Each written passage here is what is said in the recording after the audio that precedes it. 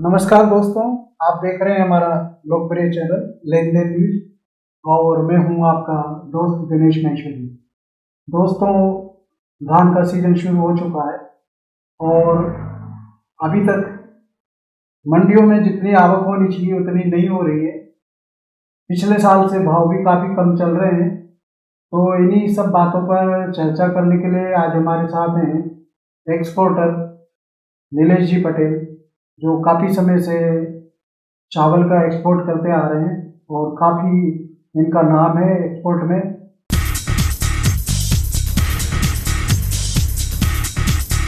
तो इस पे चर्चा करने के लिए हम शुरुआत करते हैं। नीलेश जी नमस्कार। नमस्ते दिनेश जी। तो नीलेश जी, क्या लग रहा है इस समय मंदी क्यों नजर आ रही है धान के भाव में? देखो, मंदी तो ऐसा है, कोई अभी ज़्यादा मंदी है नहीं। लास्ट ईयर जो बाजार खुले थे वही बाजार इस बार भी खुले हैं और इस बार पैदावार सवाई है पिछले साल के मुकाबले। अभी लास्ट में बारिश हुई तो 5-10% का लॉस हुआ है। बाकी उत्पादन लास्ट ईयर से ज़्यादा आएगा कुल मिला के। बारिश अच्छी होने से और इसी मानस से, और माल अभी गीला आ रहा है इसीलिए बाजार थोड़ा नीचा है।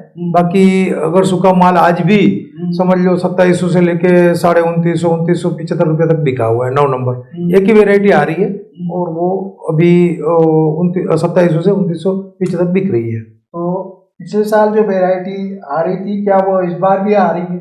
नहीं, पिछले साल जो वेराइटी आ रही थी उससे इस साल वेराइटी अच्छी है। अच्छा। हाँ, कुल मिला के अभी तक जो माल आया उसमें वेराइटी अच्छी थी। वजह बरसात से भी नुकसान होगा तो वो वेराइटी का बाद में पता लगेगा, क्योंकि अभी तो बरसात हुई है 4-5 दिन पहले। तो अभी हार्वेस्टर अंदर जा नहीं सकता और माल कटेगा नहीं, इसलिए अराइवल भी अभी कम है।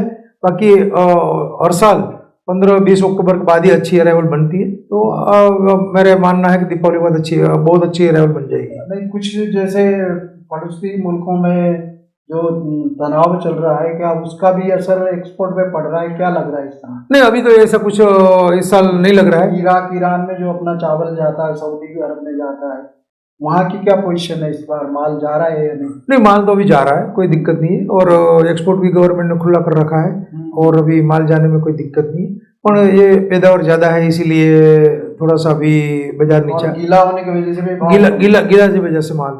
किसान तो मांग कर रहे हैं कि हमारा धान कम से कम समर्थन मूल्य से ऊपर बिकना चाहिए, समर्थन मूल्य के आसपास बिकना चाहिए।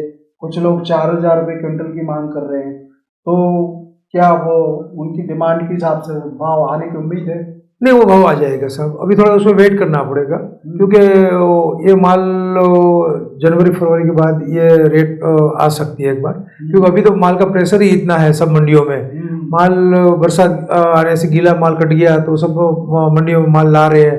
हरियाणा पंजाब की मंडियाँ फुल चल रही है और एक साथ इतना माल की डिमांड नहीं होने से मतलब थोड़ा बाजार नीचा है। नहीं, पंजाब में तो इस बार जैसे बाढ़ आ गई थी तो काफी वहाँ पे धान की फसल को भी नुकसान हुआ, तो उसका कोई इफेक्ट यहाँ नजर आएगा कि इस बार भाव समर्थन मूल्य से ऊपर जा सकता है? नहीं, समर्थन मूल्य से ऊपर जाएगा बाजार। इस बार 100% समर्थन मूल्य से ऊपर ही बाजार बिकेगा।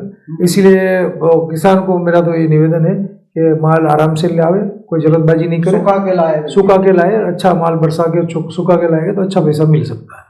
तो जो राइस अपने यहाँ से एक्सपोर्ट होता है, पिछले साल के मुकाबले एक्सपोर्ट में कुछ बढ़ोतरी हुई या वैसे? नहीं, इस एक्सपोर्ट में बढ़ोतरी हुई है साहब। इस साल लास्ट ईयर से अभी 10-20% एक्सपोर्ट ज़्यादा है और डिमांड अभी युद्ध वगैरह रुक गया है, ईरान इराक का शांत माहौल हो गया है, तो अभी एक्सपोर्ट अच्छा बराबर का चल रहा है।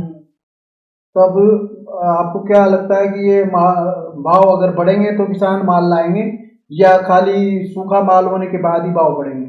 नहीं, अभी गीला माल में तो देखो सब गीले में तो सभी डर के खरीदते हैं कि खराब हो जाएगा और हाथ निकालना पड़ता है, स्टॉक में जा नहीं सकता है। अगर सूखा माल लाएगा तो किसानों को अच्छा पैसा मिल सकता है।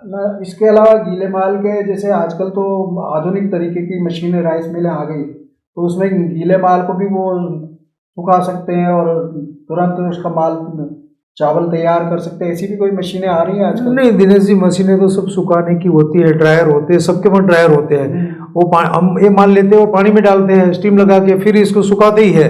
पर ये माल मंडी वाला माल लेके हम वेयर हाउस में नहीं रख सकते। अगर उसको उसके लिए तो सुखाओ और फिर वेयर हाउस में भरो तो बहुत खर्चा बढ़ जाता है और समझो 10% माल घट भी जाता है। तो 300 रुपये की तो घटत आ जाती है, 200 रुपये खर्चा, 500 रुपया का खर्चा आ जाता है। इसीलिए वो आदमी के पास टाइम भी नहीं होता है सुखाने का और वो वेयर हाउस में स्टॉक करने का। और अभी तो जो गीला माल ले रहे हैं उसको तो हाथों हाथ ही मिलर्स को निकालना पड़ेगा और जितना गीला माल प्लांट में चल सकता है इतना ही ले सकता है, इसलिए गीला माल का बाजार नीचा रहता है। इस बार धान में नई वेराइटी कौन सी आ रही है? नहीं, 17-18 है, 16-92 है, 1509 की एक वेराइटी 1885 है, वो भी नई नई वेराइटी आएगी। अभी तो फिलहाल 1509 ही आ रहा है। जो सबसे बढ़िया मतलब जिसको बासमती की टक्कर का माना जाता है वो कौन सा धान माना? देखो अभी तो 11-21 ही टक्कर का है, 11-21 की पैदावार कम हो गई है तो इसकी बाद 17-18 का टक्कर। 11-21 का तो अल्टरनेट दूसरी 17-18 आ गया है।